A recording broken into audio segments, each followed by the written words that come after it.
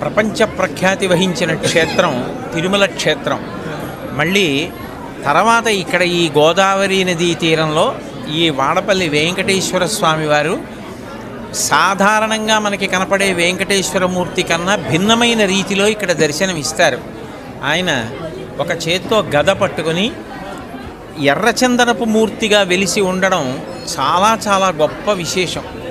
అసలు ఎప్పుడైనా గ్రహదోషాలు వస్తే ఎర్రచందనాన్ని స్వామివారికి అభిషేకంలోనో లేకపోతే అలదడమో చేస్తూ ఉంటారు. అలాంటిది ఎర్రచందనం మూర్తిలోనే స్వామివారు వెలియడం, పక్కన శ్రీదేవి అమ్మవారు కూడా ఉండడం, గదతో స్వామివారు ప్రకాశిస్తూ ఉండడం, ఆయన తన పాదాలని చూపిస్తూ ఉండడం చాలా విశేషమైన క్షేత్రం. దినదినాభివృద్ధి చెందుతున్న ఈ క్షేత్రం ధర్మానికి గొప్ప ఆలంబనం కావాలని, రాబోయే కాలంలో ఇంకా ఎంతోమంది భక్తులకి ఇది ఆశ్రయం కావాలి.